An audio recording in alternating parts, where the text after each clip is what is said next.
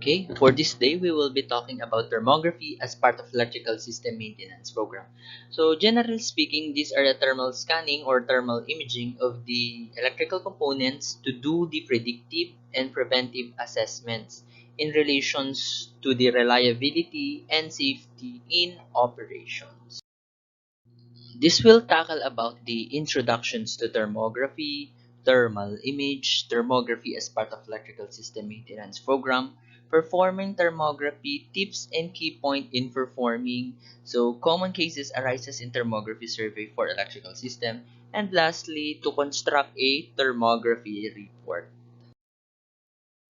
Let's begin in asking what is thermography. So, thermography is a method used in an energized electrical system or in a specific electrically operated apparatus or equipment to detect the possible abnormalities through the recognitions of heat distribution pattern in the subject under test. So, the way we define here the thermography is on approach to electrical industry. But thermography is not limited to the electrical applications. So this is also used in mechanical, civil, chemical industries that need to utilize the advantages of infrared radiation reading, or we can say a temperatures. So I have here a images. So some images. So first one is the terminal connections in a molded case circuit breaker. So we also call this as thermogram or thermal image. Second image is a space heater inside the low voltage switchgear. And the third one is the bus bar terminations of a 4000 air circuit breaker in a low voltage main bus.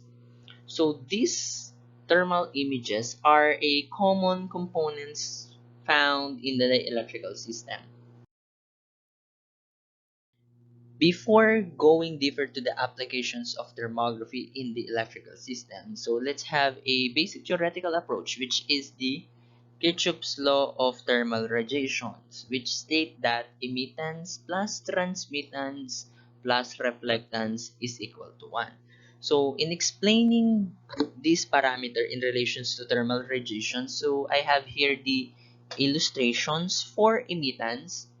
So this rectangular shape is assumed to be an object, and emittance is the ability of an object to radiate heat.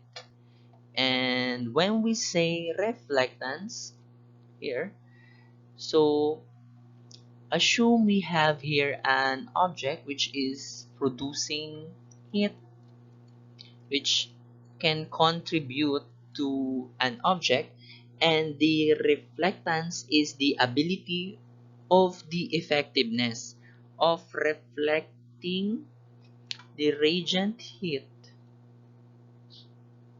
That's the reflectance.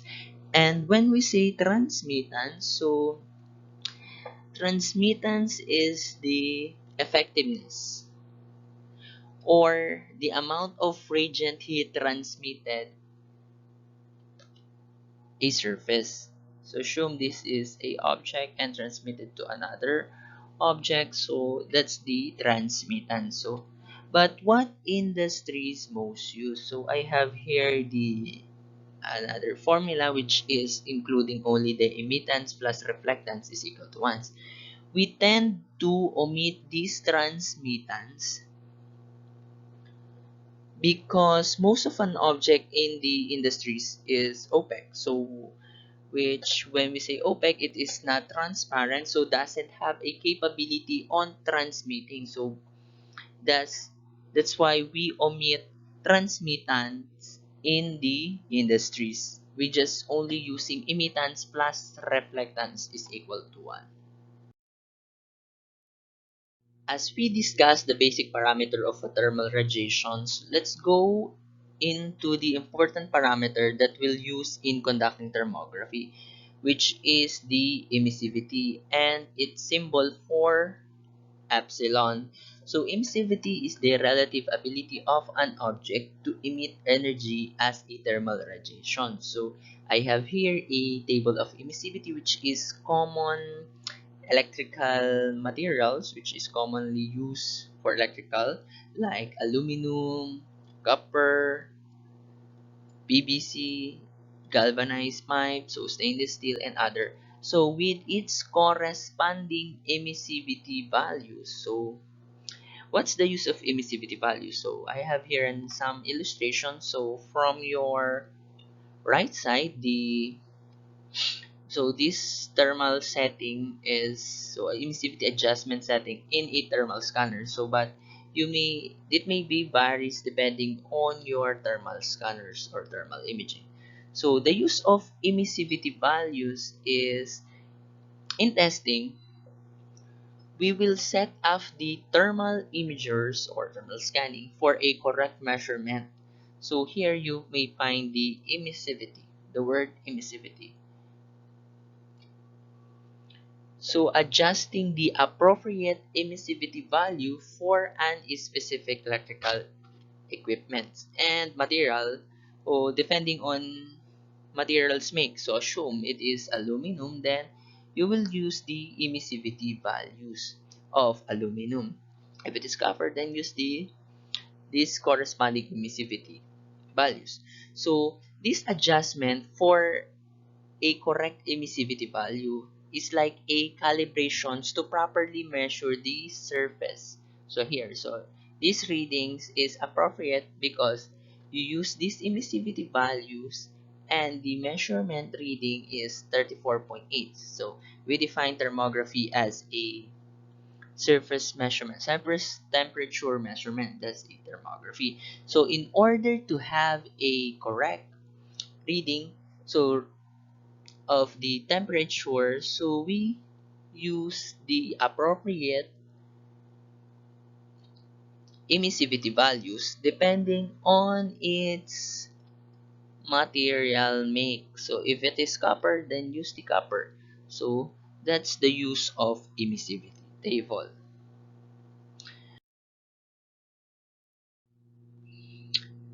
For the simplified approach for conducting survey, so we may use the built-in setting in the device. So the simplified approach in selecting emissivity is to use the built-in setting given by the testing equipment manufacturer embedded in the device. So like for instance, so I have here the settings of the same component, same equipment, testing equipment, which is the FLIR, and they have four categories for the emissivity. So they base it on the surface. So of course, though those manufacturer testing equipment manufacturer, they already develop some embedded settings that you may choose in your device in order to easily do the survey or do the thermography. So we have here for a surface of matte, which is at emissivity of 0.95, semi-matte, so 0.80, semi-gloss 0.60, gloss, and 0.30.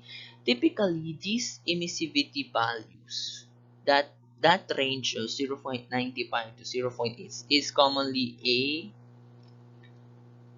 non-metal, that is commonly non-metal. And this range is commonly for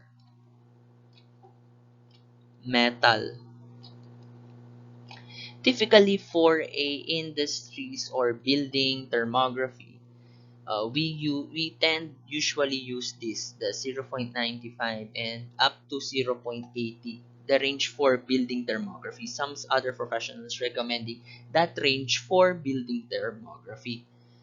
So but if you have a specific emissivity that you may encode, or if you have idea for an equipment which have its emissivity values given by your manufacturers of the equipment, some other equipments they provide emissivity tables, the emissivity table for their product. So you may use also that in manual changing the emissivity.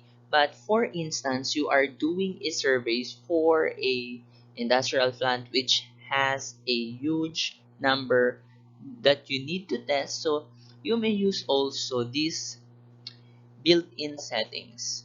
which depending on the surface of the material.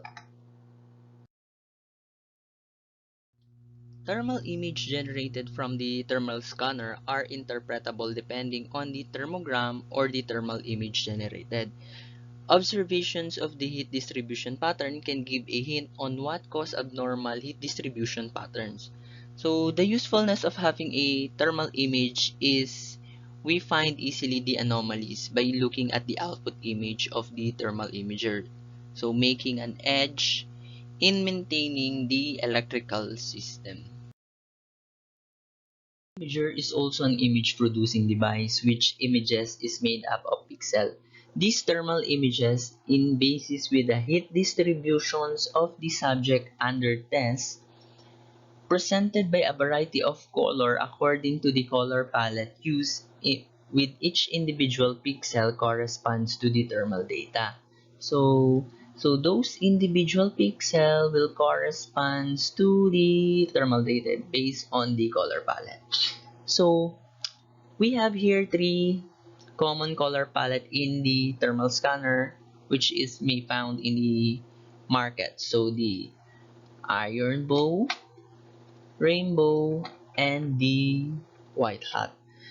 So most professional recommend iron bow as a color palette in doing the thermography testing for the electrical system. So they preferred iron bow. So but I have here sample of a thermal image in a different color palette. So this was taken in the same time and in the same day. So as you will notice, this value, the minimum and the maximum temperature reading of that equipment in a different color palette has the same minimum values and the maximum. For minimum it's 34 degrees and 49 degrees for the maximum. So the implications of this in doing a testing, so whatever color palette you may choose, there is no effect on the measurement of the temperature. It's up to the thermographer or to the one who will interpret the thermal image on what he will choose or use colored palette. So again, so it's up to the thermographer or the one who do the interpretations in selecting color palette. So overall, there's no effect on the temperature measurement. But okay, this maybe you will be confused on what this value. So this value is, since it is a spot testing, so that spot is 46 degrees Celsius. So this is spot, since they have different focus on spot, that's why they have different spot temperatures. But minimum and maximum values of the equipment, so there's no effect in terms of selecting color palettes. It's up to the thermographer, so whatever he will choose. But if you will notice on these presentations, I am commonly use rainbow as my color palette. So I am more comfortable interpreting a thermal image in a colored palette of the rainbow. I have here also another sample of the another case, so LED light bulb under the thermal scan in a different color palette. So going to the thermal scanning as part of electrical system maintenance testing, practical and safe means of testing for an energized electrical system. It offers a distance testing procedures which reduce a physical contact on energized device. Potential applications of thermography in electrical system. So the terminal connection, circuit breakers, cables or wires, switchboard, so electrical motor or electric motor, and transformer, or we can say most of the electrical components and equipment. Helpful thermography in electrical system maintenance program. So first one is performing tests make it easy. So since thermal imager nowadays in a handheld and battery operated, which make it easy to perform, no need for specialized tools in operating. Second is provide full image of the situations. So it display on the built-in screen the current situations of the thermal data of the subject under test. So third one is conduct inspections when system are under full operation condition. So this mean no downtime in doing the testings, which really helpful especially in industrial. Tell you what exactly need to be fixed. So a way of identifying the thermal data through the use of the selected color palette. So making a identifiable in what part have a anomalies. So lastly, help you find the fault before the real problems occur. So thermal data of a certain spot will give you a hint at its early development of the problems or make possible problems. Benefits of the thermography. So these are the common benefits. So major electrical equipment lifespan may be prolonged. So downtime of the operations can be reduced. So increase electrical equipment reliability and the facility itself, especially for electrical system. So identify potential existing and near future problems in the electrical system. And performing tests in normal or full operations conditions is not a problem. Let's go now in performing thermography for the electrical system component and its equipment.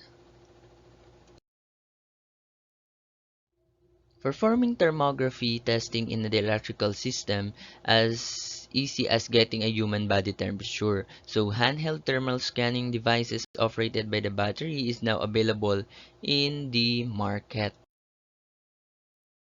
Consider before doing the actual testing. Thus, performing thermography is classified as non-destructive testing. There are things that need to consider for the efficiency, effectiveness, and safety along the way in performing tests. So, I have here the 7 to considerations. So first one, know what exact equipment to be tested. This will do in appropriating your testing equipment because some testing equipment may not be appropriate to use in a certain equipment or a current site situation. That's why it is important to know what equipment is need to be tested. Second, familiarize basic electrical system parameters such as system voltage, capacity and power, and the ampere rating. So this is also a part of appropriations of the testing equipment, and this will help afterward for the interpretations of the thermography survey. Third one is verify available arc flash level and categories and the incident level. Even though thermal scanning is non-destructive, non-contact testing for equipment, but in preferring the testing, you may expose or work with an energized electrical system. Having that said, proper personal protective equipment may require you. Fourth one, locate the equipment whether installed outside the building, in enclosed room, cold room, and other different facilities. With this, you may assess what miscellaneous testing equipment you may also need to properly do the testing. Fifth one, equipment operation schedule. The operation schedule is really important to strategically schedule what best time to do the testing, since we really want to do the testing on its normal operations and or full operations. 6. weather condition. Since this factor may affect the testing reading, that's why we should consider the weather conditions before doing the testing. And lastly, prefer thermal imager or scanner along with the common testing, electrical testing equipment, measuring device such as multi-tester, glammeter, insulation tester, and others. We also want to support our thermography testing result with a concrete fault. So interpretations for the heat buildup or the anomalies that we may find in the thermal image. Since these correlations to electrical system, we need a testing equipment that support electrical measuring. Those 7 items of the things to consider is already acquired and performing, we may now proceed to the actual performing of the thermography testing. So I have here the tips and key point in performing the thermography. So for the first one is plan what equipment or apparatus best to be tested in a certain of day or time. So of course, so we are more interested on its normal and its full operations so that we can get a value that would be the maximums or a op normal situations in the plant. Second, always check and set the emissivity value for the specific components to be tested.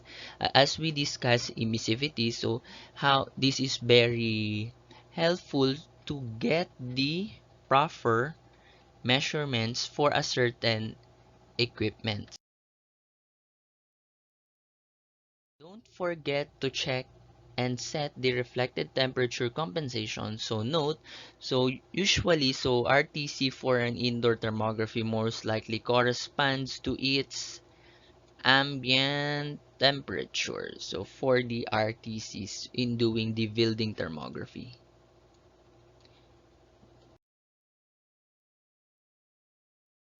Remove covering that may block the subject under test. So this kind of optical interferences from the thermal imagers. So since thermal imagers basically measure the surface of the object. So that's one of the important in doing the thermography. Pay attention to the radiation source that may contribute to the surface temperatures of the object being tested, such as sun, heaters, etc. So like here, so possible contributors may contributor or may become a error in doing the thermography is the temperatures of this transformer, the personnel.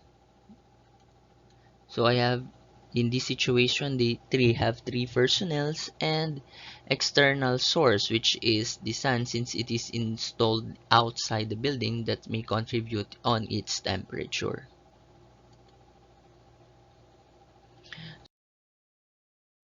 Bring distance short as possible.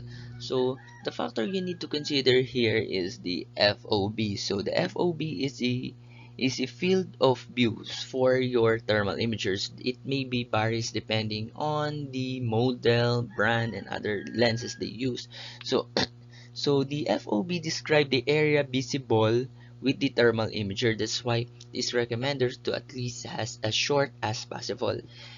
But if you know your field of view, so you may do your proper distancings on how distance from the subject under test your thermal imager. So typically if your thermal imagers has a adapter of lenses, so for a wide angle lens, so that is 34 degrees, so field of views, or telephoto lens is 9 degrees views, which is typical accessories that you may find in the market.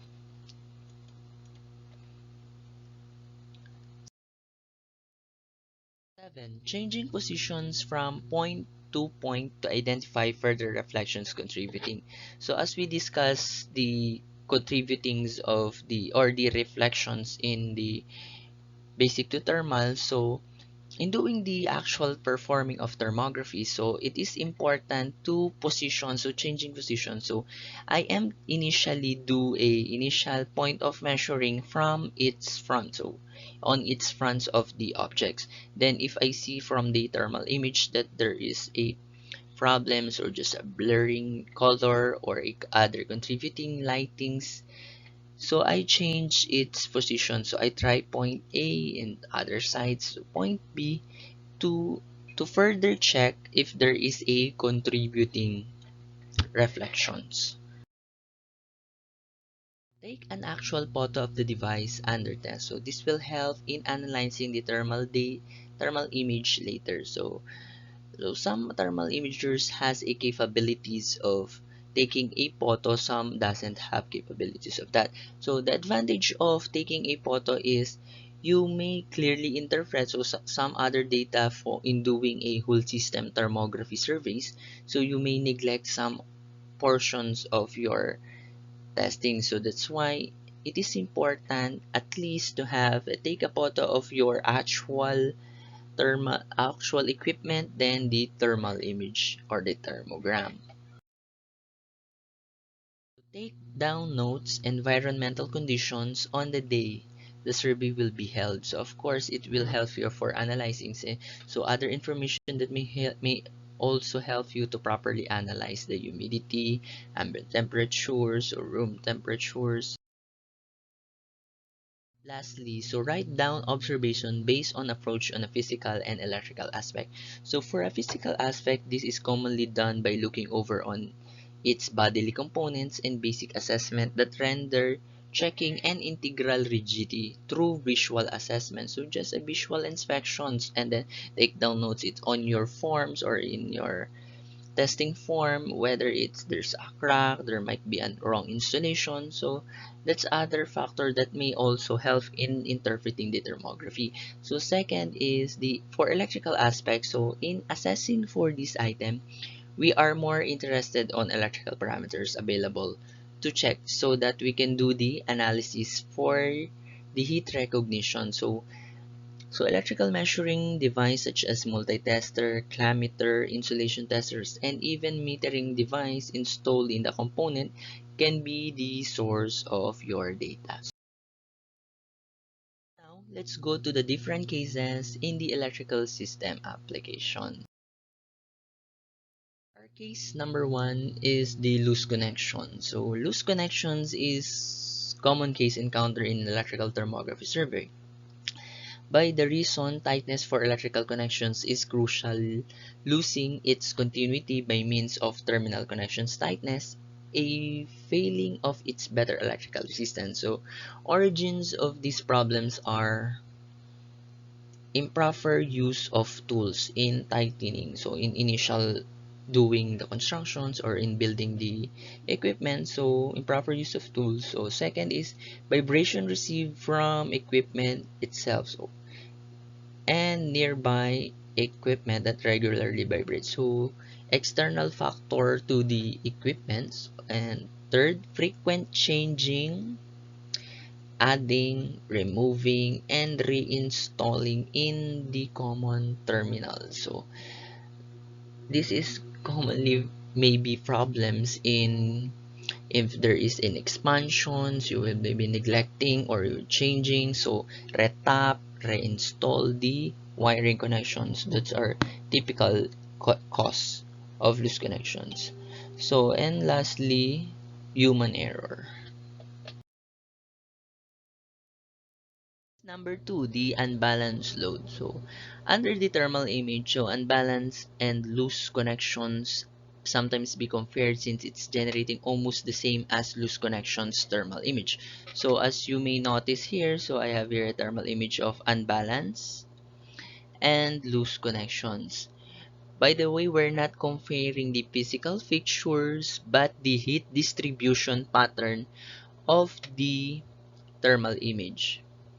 So unbalanced load even without thermal imagers assessment is been always been detected through the electrical metering, but we easily appreciate the problem to be use of the thermal imagers.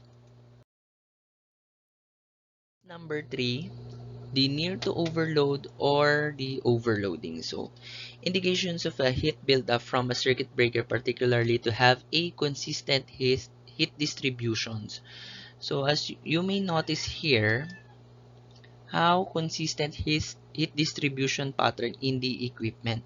That's the indications of the near to overload or the overloading. So, we specify here as near to overload or overloading because circuit breaker designed for the temperatures capabilities before it trips is up to 60 degrees. Once it attains, so the breaker will trip.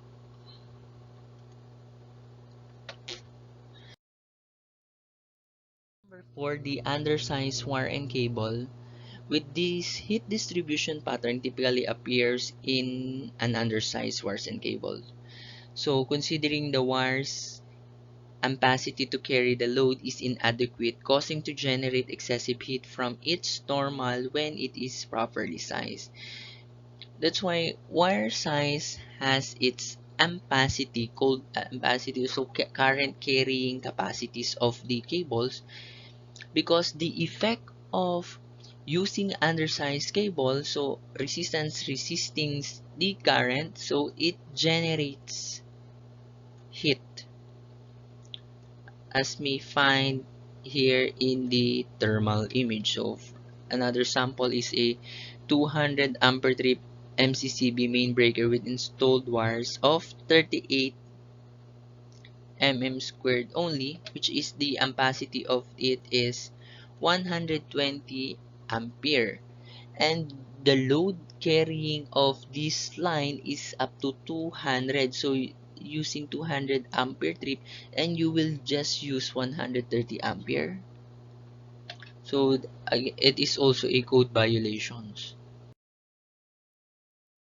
Number pride is the improperly crimped terminal lug. So lack of proper compressions of the terminal lugs in the line that leads to the high resistance, in effect creating a hotspot. Bundled wire. So this bundled wire of a difference branch circuits which produce an individual and regular heat contribute to this the wire ampacity from its original designs from the system. It contribute to build up heat on the surrounding wire, making a poor conductor performance. That's why it's not advisable to do or to bundled wires of a different circuits.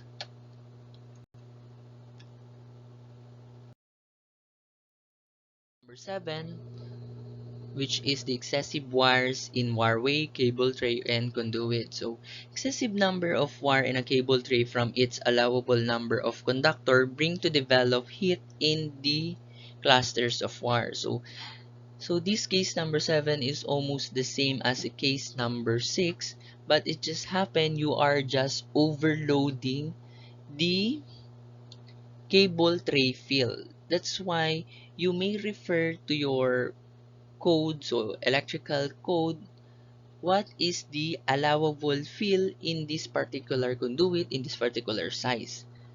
It is important also to consider.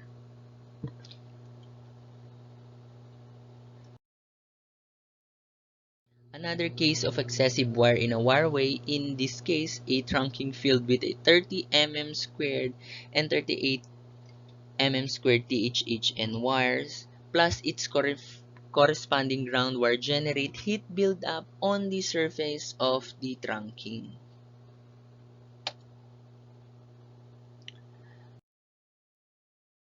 So let's go now in constructing thermography report. So of course it is the important part of doing the thermography survey, the report, because you may find here the interpretation, finding, fault analysis, and your recommendations in correcting it. So, thermography report is presented at the end of every testing as a formal document attachment for the record and future reference. So typical thermography report is preferred to present, it simply contain basic information such as equipment name, so what equipment you are testing, equipment tag, if there is a tag in the actual, you may find it on your body. So some industries, they preferred or they have a tagging for each equipment. So date test conducted, so descriptions of the equipment, so locations, instrument use, instrument tag. So those are typical. So we can say that that is our letterhead. So in a short way, it's our letterhead for your thermography report. So, and for important part, so the testing result and the interpretation. So photograph. So this is photograph of the equipment here. So photo and the identifications. So the thermal image, of course, or the thermogram.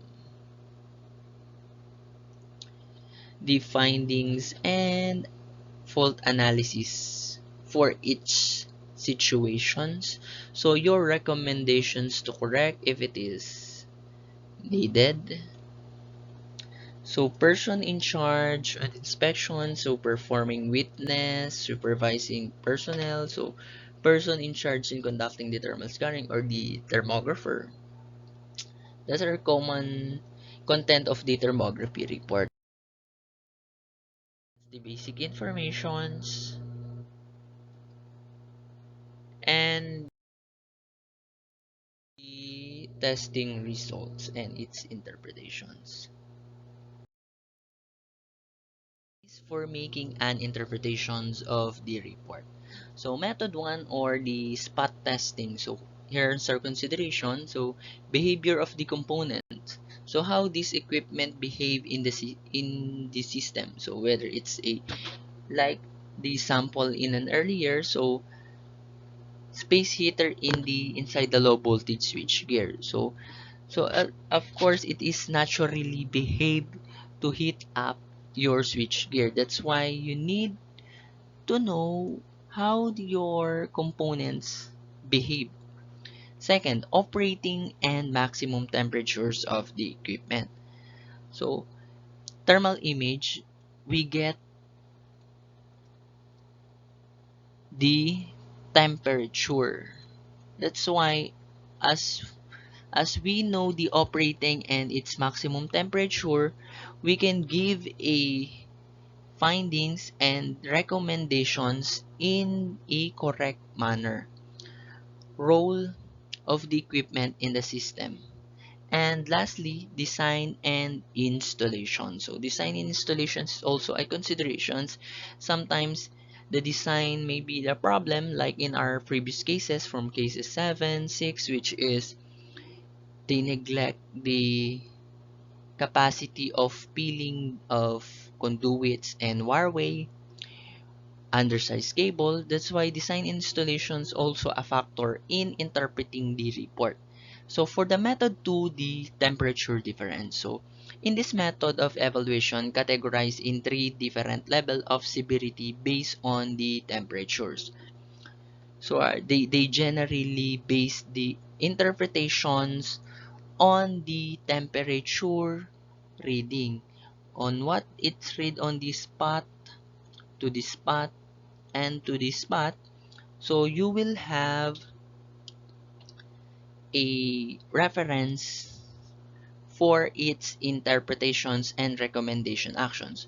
For the category 1, which is less than 5 degrees Celsius, which is here are this is change in temperature. So interpretations of that is warning sign for arising anomalies. So the recommendations you will give is must provide monitor personnel. So for the category number 2, which is from 5 to 30 degrees Celsius in change in temperature, so developing overheating scenarios. That's the interpretation. So plan for the repair and rectifications as possible. And the third one is the greater than 30 degrees Celsius. So acute overheating. So repair, rectifications, and corrective actions is needed immediately.